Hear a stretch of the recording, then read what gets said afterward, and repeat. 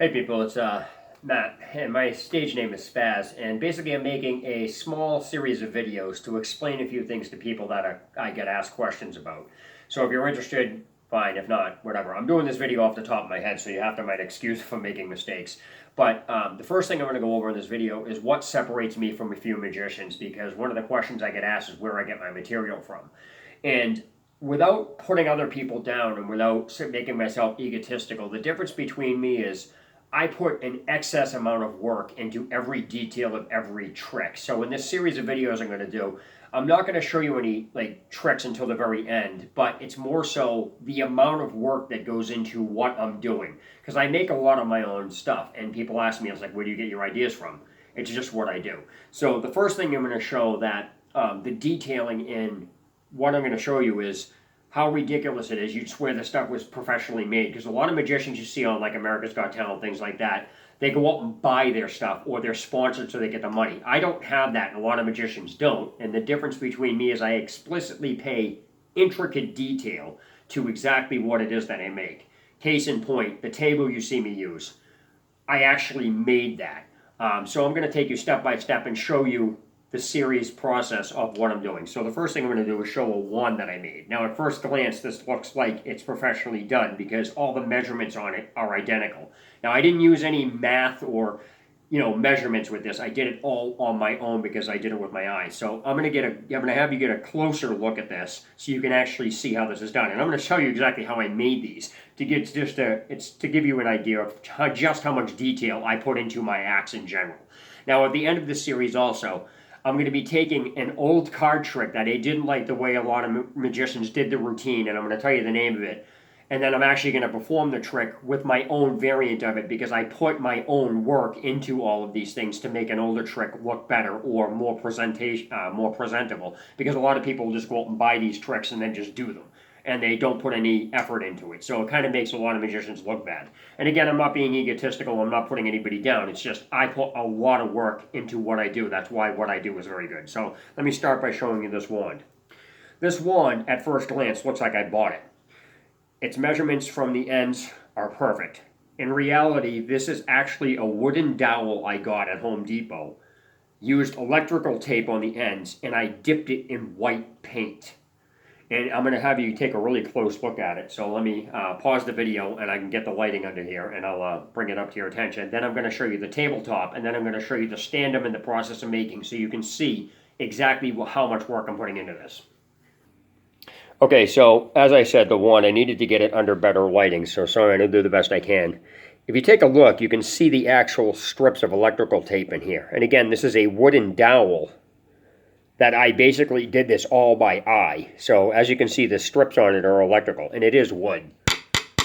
Okay, so the next thing I'm going to show you is the table I actually designed. Now, I originally had one of these in Boston, but it got destroyed, so I made a new one, and I actually came out with a better idea. Okay, so this is my performance table. Now, at first glance, if you can see, everything looks professionally done. Now, the thing with this table is, again, I'm going to show you exactly how I made this, is that those strips I actually hand cut by scissors. They're made hand cut with scissors. They're actually made of fabric, which I then had to iron on the original black base here. This is material. And the real hard part with this is the material I made the back cloth out of. And this is just to hold my stuff, so when I'm ready to go, I can pick it up and go. But as you can see, the measurements between all of these indents here are pretty much identical. And you can't tell by looking at this, but again, I hand cut these strips on both ends with scissors. And I had to cut it diagonal. And I literally had to iron it on. So it took a lot of work. Now, this pouch is basically made from the other part of the material, which I then painstakingly sewed by hand, stitched this across. There's got to be at least 500 loops in this, which took me an extremely long time. It took me almost a week to make this table. And then what I did was I did the sides the same way. It's really hard to see, but I looped these things with like at least 150 loops on the side and over 500 loops on the top and the side. So it's really sturdy and put together. The interesting thing about this table is exactly what's on the back of it and what it's sitting on, which is the second part of what I'm talking about. This table is made of a board I got from Home Depot. And I actually got a staple gun, and I literally wrapped the fabric around and I staple gunned it together. I left the material hanging off the board, and that's how I created the pocket. So it was extra material I used, folded over, and then folded it and sewed it together to create a pocket. And as you can see, the table itself came out extremely professional. So you cannot tell that I actually made this. It looks like something I bought, which is, you know, if you make something, you have a tendency to take care of it more. Now, the next part is what this table is actually sitting on. And it's actually milk crates. So I'm going to actually explain how I'm making the base of the table, which is going to be the second part of the video that I'm going to show in the series after it's made. So I want to show you beforehand, and then, you know, in a couple days the video is going to be posted that I actually made it. So this is just 2 generic milk crates that I tied together with rope. Did it on all 4 sides. Now, if I just left this on there, yeah, I could do that. I was doing that in Boston, so when I did it, I could easily pick it up. But I wanted to go a step further and actually make this really, really professional.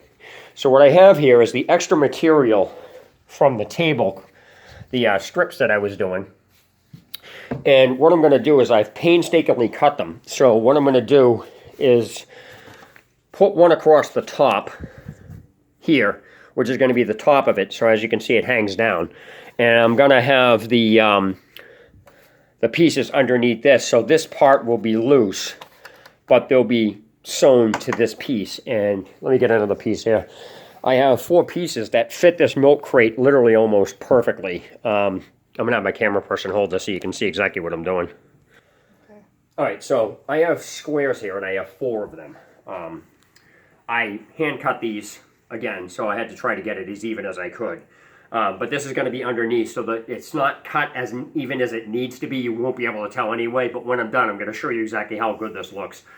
So what the gist of this is these are basically measured pretty much along the edges of this. Now I am going to trim these down, but what I'm basically going to do is sew the edges together like this, create a covering of it, and then I'm going to sew the edges to the top of this, so it's going to basically create a tabletop that works and looks like this. If I can hold that there. So when this goes over, this will drape over, and it's going to basically look like this. This is a little sloppy, but it's going to look really professional when I put it, so I can just drape it over the milk crates here. So when I put the table on top of it, it looks like a stand. But again, I'm going to get this all, you know, pretty much perfected on the bottom, so you can't see it. But that's basically the end of it. And so what I'm going to do now is end this video by saying once all of this is done, the second video is going to show that base table made. I'm going to put it together fully, so what you'd be seeing is what you'd be seeing at a show that I do in the streets or anything. And then I'm actually going to take an old card trick that exists that I just don't like the way the presentation done, and it's taken me almost 4 or 5, well, actually it's taken me almost a week to actually come up with an original routine with this card trick, and then actually piece it together so the impact of the trick works a lot better than the way people are presenting it. And the reason behind that is why I'm sharing these videos is, again, to show just how much work goes into what exactly it is that I do, because people don't understand how difficult it is not only to make your own stuff and be precise about it so it looks professional, but also to come up with the routines I'm coming up with. And so when I do the card trick, I'm going to explain the name of it, show you how you can compare the routine that I'm doing to the routines that exist. Now, I'm not saying that the other routines will be bad, but the fact is that the difference between the stuff that I do and then the stuff that other people use will become crystal clear and apparent as to the difference on how much work I put into it. Now, again, the routine I'm going to do with the card trick took me over 4 days, and I'm still formulating on how to do it. I still don't have it down, I still don't have it down yet. So that's going to be a lot harder to do, to get it polished, precise for when I'm performing it. So please stay tuned in those series of videos, and I'll talk to you later. Thanks.